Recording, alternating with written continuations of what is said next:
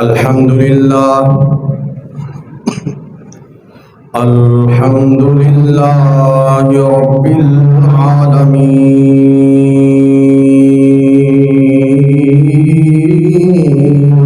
العالمين والعاقبة للمتقين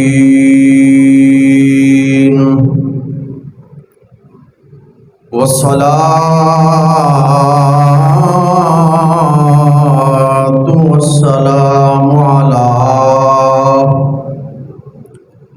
سيد الأنبياء والمرسلين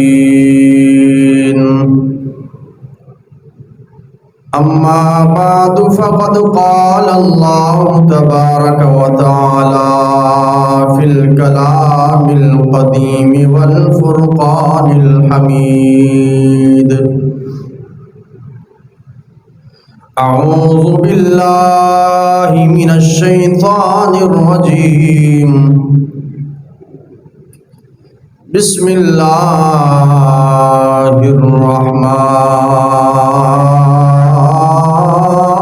الرحمن الرحيم واتبع سبيل من أناب إليّ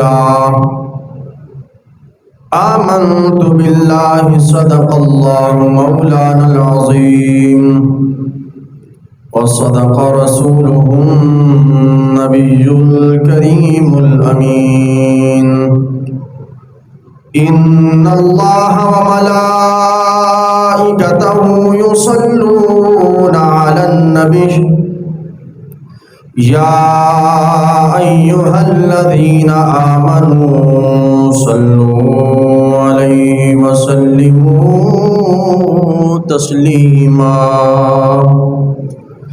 الصلاة والسلام عليك يا سيدي يا رسول الله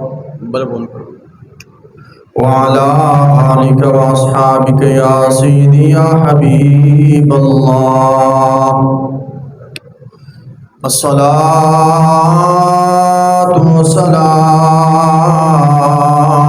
عليك يا سيدي يا خاتم النبيين وعلى آلك وأصحابك يا سيدي يا محمد رسول الله صلى الله عليه وسلم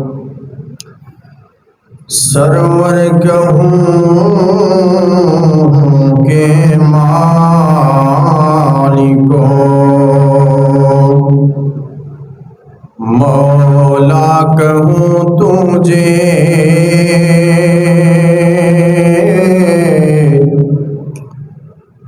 سرور کہوں کے مالکو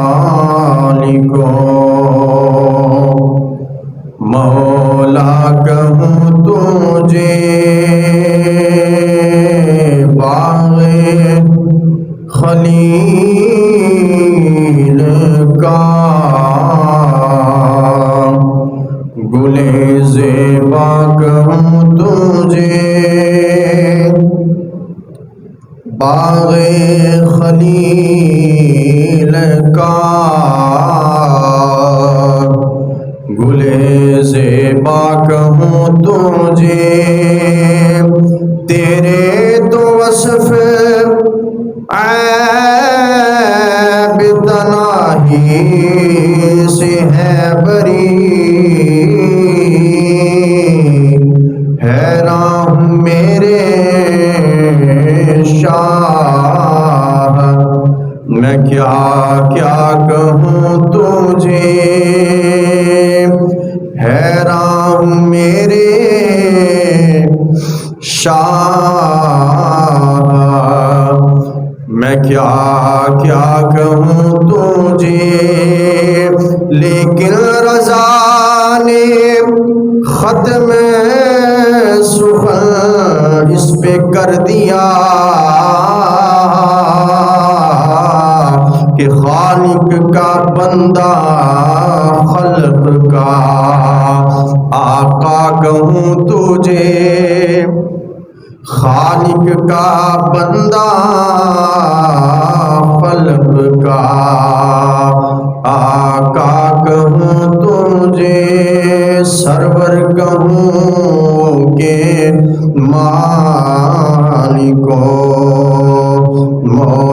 कहूँ तुझे।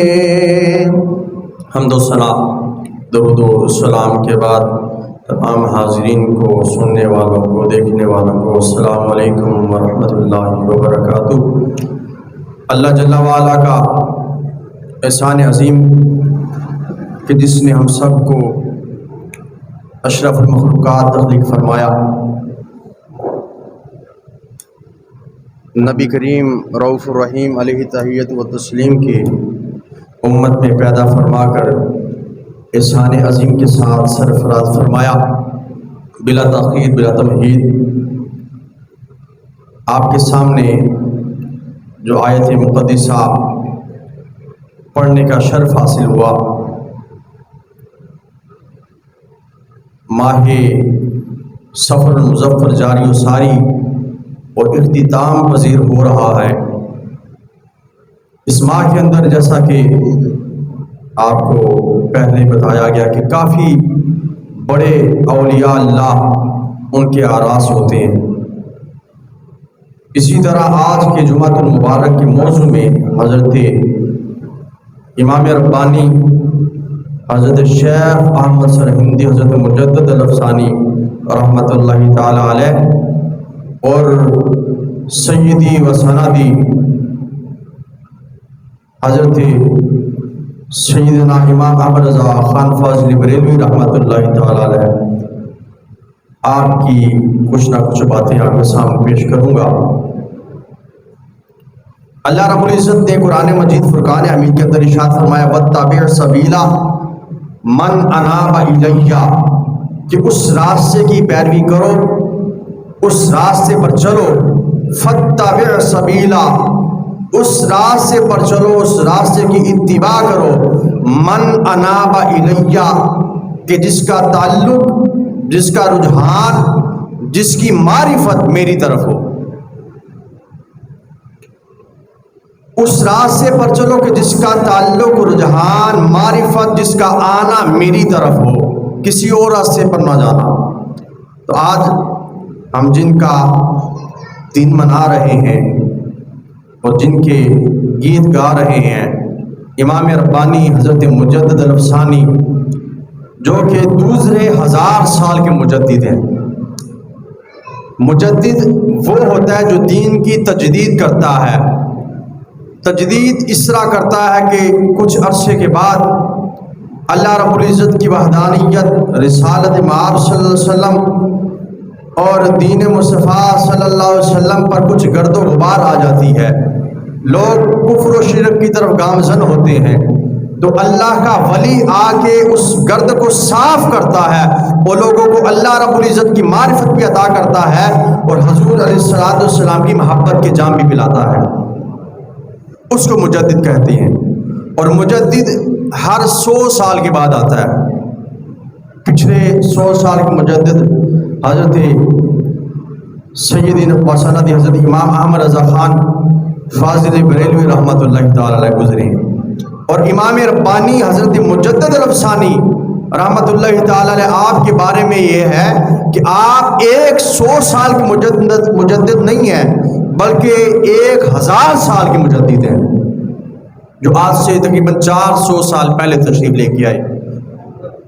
امام ربانی اور حضرت امام احمد رضا خان فاضلی بریلوی رحمۃ اللہ تعالی علیہ، آپ دونوں کی 2 4 باتیں کر کے آپ انشاءاللہ العزیز آپ کو لطف اندوز کریں گے۔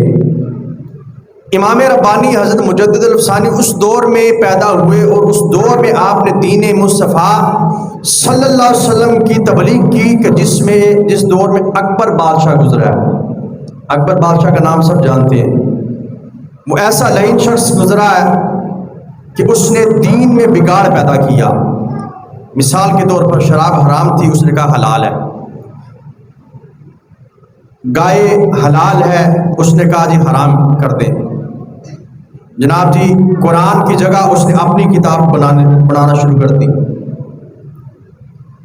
اللہ رب العزت کی توحید میں اس نے بگاڑ شروع کر دیا۔ جہاں پر دین محمدی تھا اس جگہ پر اس نے دین اکبری کا نفاذ قائم کر دیا۔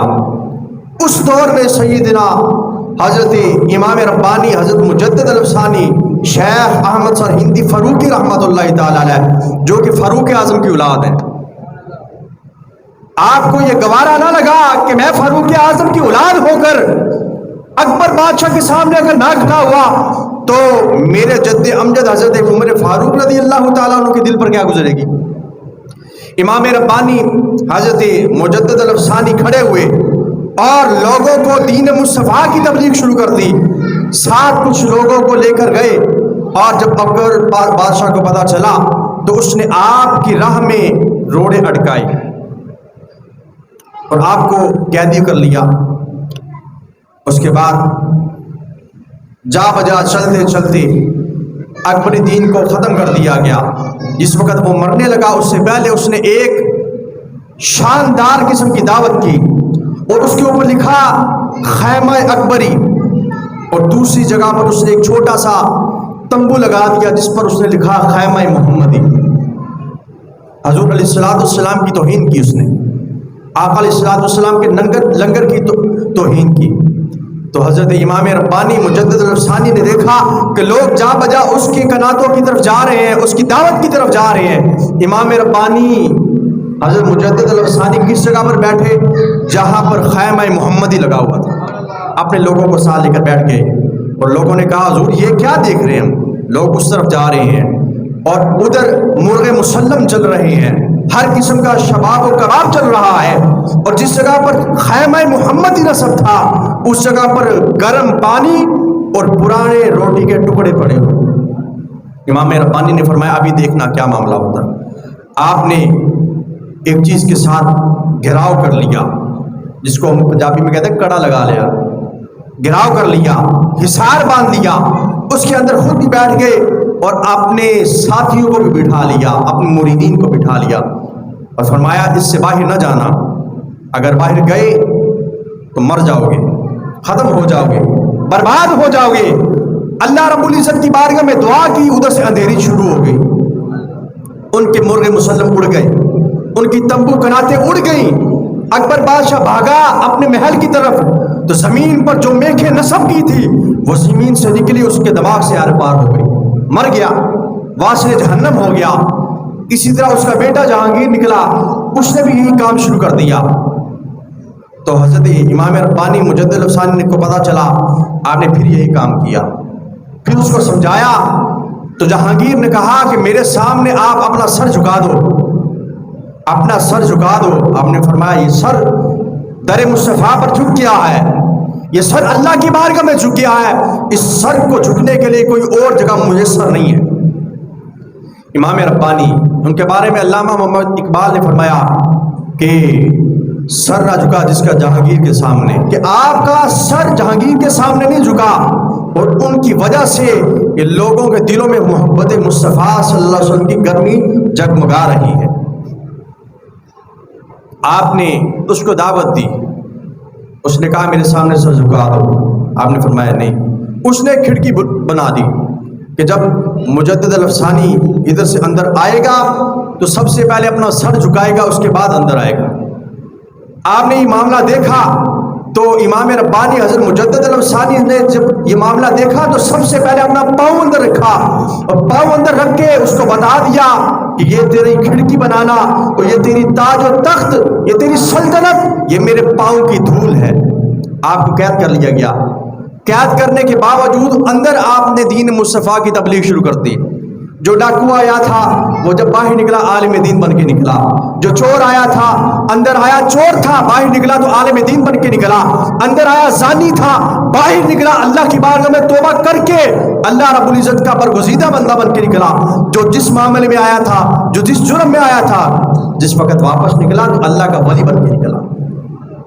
تو آپ کو یہ اس دین کا تبلیغ کرنے کا ثمرہ کیا ملا؟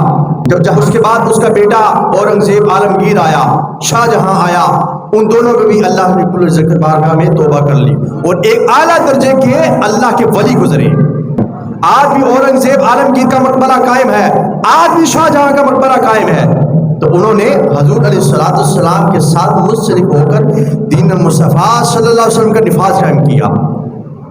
جس وقت اورنگزیب عالمگیر تخت نشین ہوا تو اس وقت کے تقریباً 88 کروڑ کا موروں کے پروں کا وہ تخت بنایا گیا.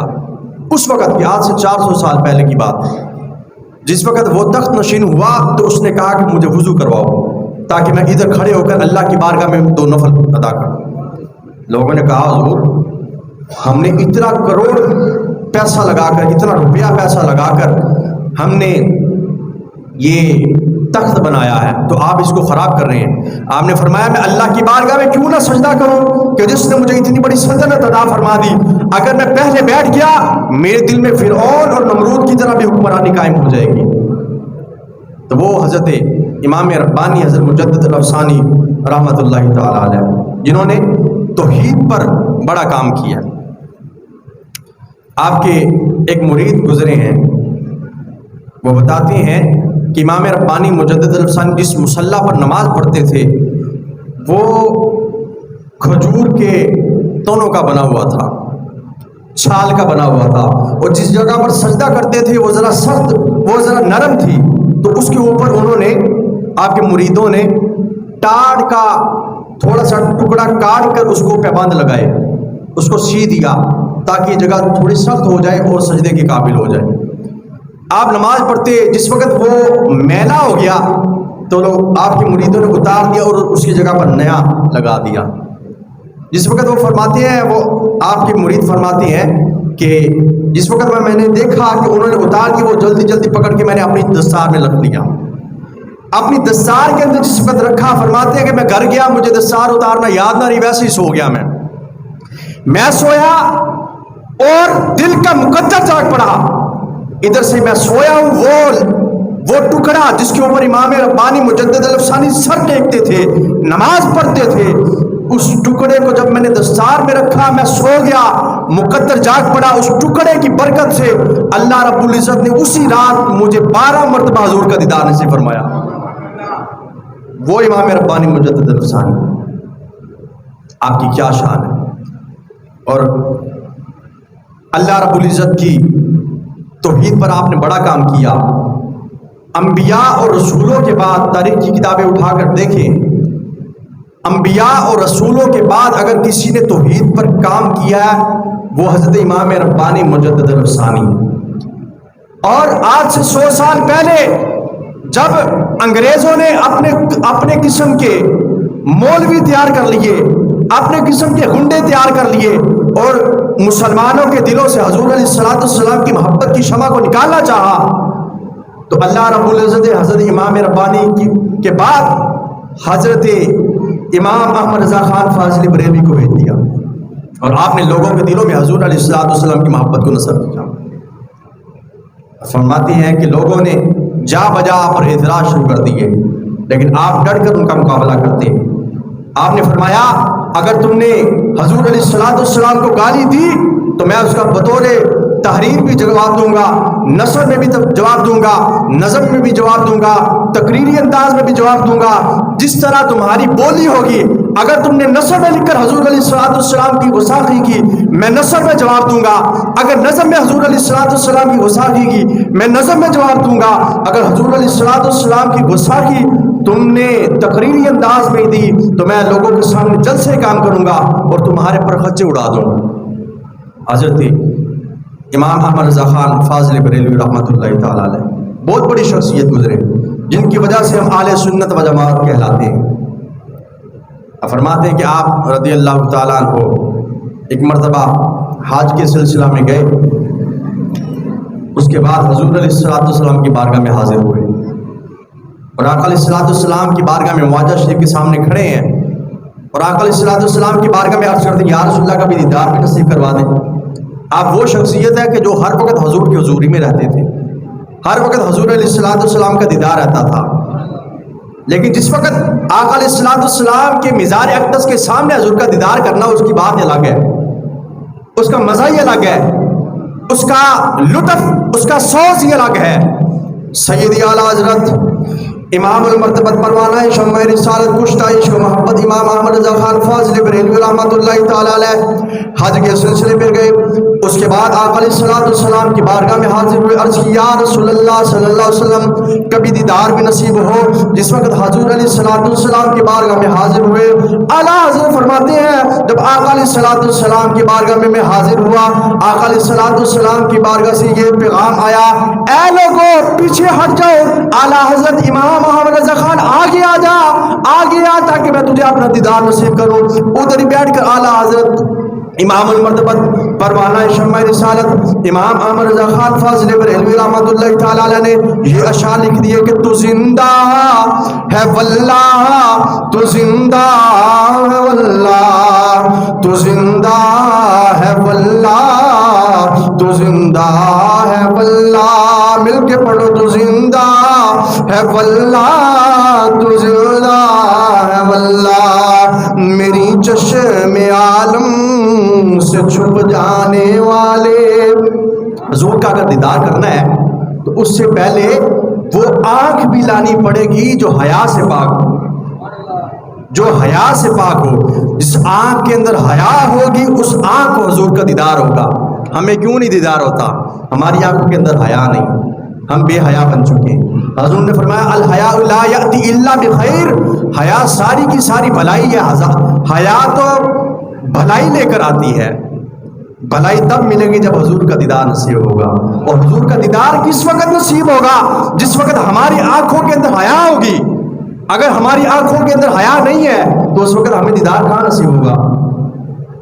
آپ فرماتے تو زندہ ہے واللہ, تو زندہ ہے واللہ, تو زندہ ہے, پڑھو نال پڑھو, تو زندہ ہے واللہ, تو زندہ ہے واللہ, تو زندہ ہے واللہ. زور لگا لو, کوئی نہیں. حضور کی بارگاہ میں تہاڈا نام بھی لکھا جائے گا. ہر جمعرات کو یا ہر جمعے کے حضور کی بارگاہ میں نامہ اعمال پیش ہوتے ہیں. حضور دیکھتے ہیں کہ کس نے میرے لیے کیا کیا, کس نے اچھا کام کیا, کس نے برا کام کیا. تو کیا ہی بات ہوگی اس بندے کی جس وقت حضور کی بارگاہ میں اس کا نامہ اعمال پیش کیا جائے گا تو حضور کہیں گے واہ میرے امتی نے تو میرا ذکر کیا, میرے امتی نے تو میرا ذکر کیا. تو اسی عقیدت سے پڑھے کہ تو زندہ ہے واللہ, تو زندہ ہے واللہ, تو زندہ ہے, تو زندہ ہے واللہ, تو زندہ ہے واللہ, تو زندہ ہے واللہ, تو زندہ ہے واللہ. میری چشم عالم سے چھپ جانے والے, میری چشم عالم سے چھپ جانے والے. اگر کسی کو چاہیے کہ حضور کا دیدار ہو, سب سے پہلے اپنی آنکھ کو صاف کرے, سب سے پہلے اپنی آنکھ کو حیادار بنائے, سب سے پہلے اپنی آنکھ کو پاک کرے. اس کے بعد اس کے دل کی کھڑکی کھل جائے گی. جس وقت وہ سوئے گا تب بھی حضور کا دیدار حاصل ہوگا. جس وقت وہ جاگے گا اس کی آنکھوں کے سامنے بھی حضور علیہ الصلوۃ والسلام کا دیدار ہوگا. اعلیٰ حضرت وہ شخصیت فرماتے ہیں کہ ایک بندہ ہندوستان کا ایک شخص تھا, شاعر تھا بڑا مشہور, وہ بھی مدینہ شریف تھا. تو اس وقت آقا علیہ الصلوۃ والسلام کے روضہ انور کے سامنے کھجور کے درخت ہوا کرتے تھے. پرانے بندے جو عمرہ یا حج کرنے کے لیے گئے انہوں نے دیکھا, اب تو وہ چیز ختم ہو گئی. نشان لگائے ہوئے نیچے, جو کارپیٹ بچھے ہوئے ان کے نیچے نشان لگے ہوئے کہ یہاں پر کھجور کے درخت ہوا کرتے تھے. تو فرماتے ہیں کہ اس نے جس وقت حضور کی بارگاہ میں حاضری دی اور کچھ اشعار لکھے, سامنے حضور کا مزار اقدس ہے, گنبد خضرا ہے, اور اس کے سامنے 2 کھجور کے درخت تھے. اس نے شعر لکھا کہ کب ہے درخت روزائے شہ والا کے سامنے. کہتے حضور کے روزہ انور کے سامنے یہ درخت تو نہیں ہے. فرماتے کہ کب ہے درخت روزائے شہ والا کے سامنے, مجنو کھڑے ہیں خیمہ لیلا کے سامنے. اس نے کہا کہ یہ 2 درخت نہیں ہیں بلکہ یہ 2 مجنو ہے جو حضور کی محبت میں حضور کے خیمہ کے سامنے کھڑے ہیں. تو اعلیٰ حضرت تک یہ شعر جب پہنچا آپ جلال میں آ گئے. آپ نے فرمایا اس نے پہلا شعر تو ٹھیک لکھا ہے لیکن دوسری لائن ٹھیک نہیں لکھی. پہلی لائن ٹھیک ہے, دوسری لائن ٹھیک نہیں ہے کہ اس نے حضور کے روضہ انور کو لیلا کے خیمے کے ساتھ تشبیہ دی ہے. آپ نے فرمایا یہ ممکن نہیں.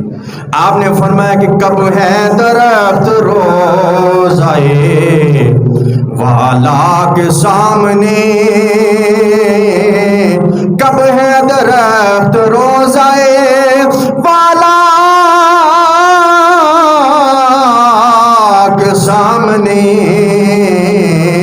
قدسی کھڑے ہیں عرش مولا کے سامنے, قدسی کھڑے ہیں عرش مولا کے سامنے. آپ فرماتے ہیں یہ دو درخت یہ مجنو نہیں ہیں, یہ تو اللہ کے فرشتے ہیں. کیوں؟ حضور نے فرمایا کہ آقا علیہ الصلوۃ والسلام کی بارگاہ وہ ہے کہ 70,000 فرشتہ صبح آتا ہے حاضری دیتا ہے, اور 70,000 فرشتہ شام کو حضور کی بارگاہ میں حاضری دیتا ہے. جس کی ایک مرتبہ باری آ گئی اس کے بعد دوبارہ اس کی قیامت تک باری نہیں آئے گی. قیامت آ جائے گی لیکن فرشتوں کا ہجوم آتا جاتا رہے گا, آتا جاتا رہے گا. فرماتے ہیں یہ حضور کے سامنے, حضور کی بارگاہ کے سامنے یہ مجنو نہیں ہے بلکہ اللہ کے فرشتے ہیں. اور حضور علیہ الصلوۃ والسلام کا روضہ انور خیمہ لیلا نہیں ہے بلکہ یہ تو عرش مولا ہے. ادب کا ہیست زیر آسماں از عرش نازک تر, نفس گم کردہ می آیت جنید و بایزید جا. کہ حضور علیہ الصلوۃ والسلام کی تربت انور جس کے ساتھ حضور کا جس میں مقدس مس ہے, وہ چیز وہ جگہ تو اللہ کے عرش سے بھی افضل ہے. ادب کا حیث زیر آسماں از عرش نازک تر, عرش سے بھی نازک ہے, عرش سے بھی اعلیٰ ہے. اللہ کے عرش کے نیچے یہ حضور علیہ الصلوۃ والسلام کے تربت اقدس کی جو جگہ ہے یہ تو اللہ کے عرش سے بھی افضل ہے. نفس گم کرتا می آیت جنید و بایزید جا, یہ تو وہ بارگاہ ہے کہ اس جگہ پر جنید بغدادی اور بایزید بستامی جیسے اللہ کے ولی جب جاتے ہیں اپنا سانس بھی روک لیتے ہیں. اگر آئے نہ یہاں تیرے دل کے دھڑکنے کی بھی آواز بھی, کہ حضور کی بارگاہ ایسی ہے کہ اگر اونچی آواز ہو گئی ان تحبط اعمالکم, تمہارے اعمال ضائع ہو جائیں گے.